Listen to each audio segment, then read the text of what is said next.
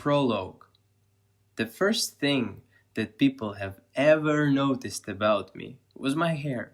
Not my grades, not my name, not the fact that I could do the whole curriculum with my eyes half closed. Just the color. Bright, ridiculous, stupidly visible orange. Carrot, someone said once. And that was it. A spell cast, a curse stuck. The bell rings, metal and sharp, and the whole class spills into the corridor. The air smells of wet coats, cheap perfume, and floor cleaner. The windows are gray with rain, comfortably nesting on their surface. Outside, the courtyard is a one big puddle with trees sticking out of it. And not in the prettiest way, I should say.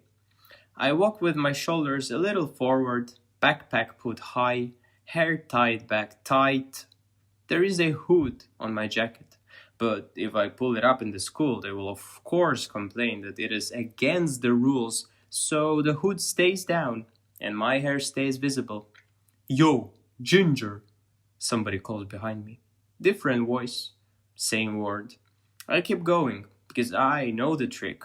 You don't look, you don't react, you just turn into a piece of furniture. No one bullies the coat rack, surely.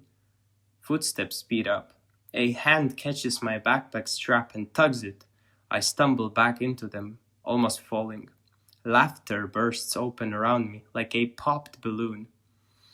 There are 4 of them. Always 4. 2 girls, 2 boys.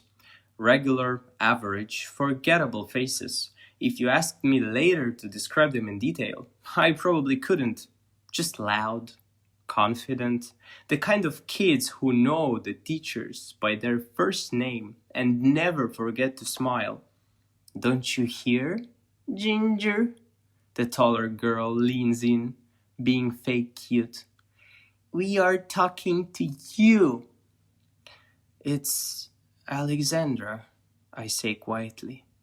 Alexandra, she repeats in a slow, stupid voice.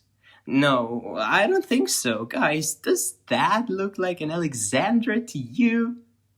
The boy on the left smirks. Looks like a carrot with legs.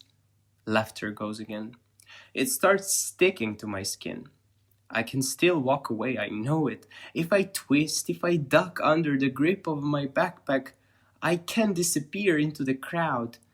Hey, the shorter girl says, taking a lock of my hair between 2 fingers, like it's something disgusting that she found on the floor.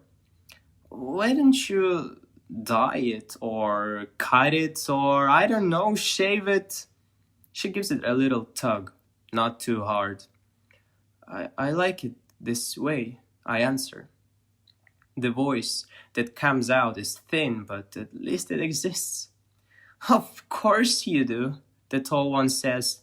Freaks always like their freaky parts. The first pull is just hair. The second one catches my skin. It usually goes fast after that. It always does.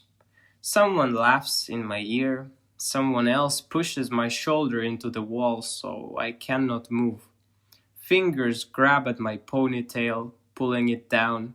Pain prickles over my scalp, like fire spreading on the dry wood. The corridor keeps flowing past us. Kids are glancing over and then away because, well, this is normal. This is just background noise. This is nothing to get involved in, surely. One of the boys says, "Let's see how much we can rip out before the bell." He pulls hard. Tears start stinging out of my eyes. I bite the inside of my cheek until I taste blood and a bit of metal. Stop, please, I say, but they don't. Hey, a teacher's voice shouts from somewhere down the hall. The hands let go of me instantly. Everyone takes 2 innocent steps back. The girl nearest to me pats my shoulder like we are best friends. We were just joking, she sings sweetly. The teacher looks at them, then at me. I must look ridiculous, to be honest. Red-faced, my hair being a mess, eyes all wet. The perfect picture of a too sensitive child.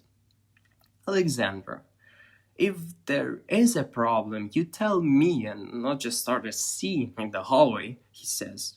His voice is tired, annoyed a bit. Start a scene? Oh, of course. I nod. Yes, sir, I know. The bell rings again. Doors open, bodies start to move. The four of them drift away like nothing has happened. The tall girl throws me a last look over her shoulder and mimics wiping tears off her own cheeks. The boy mouths carrot and smiles to me.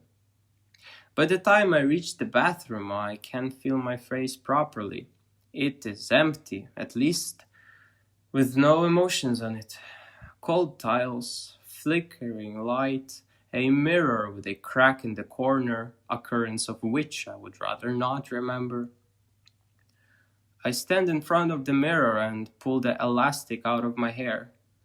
It falls around my shoulders in a tired, tangled mess.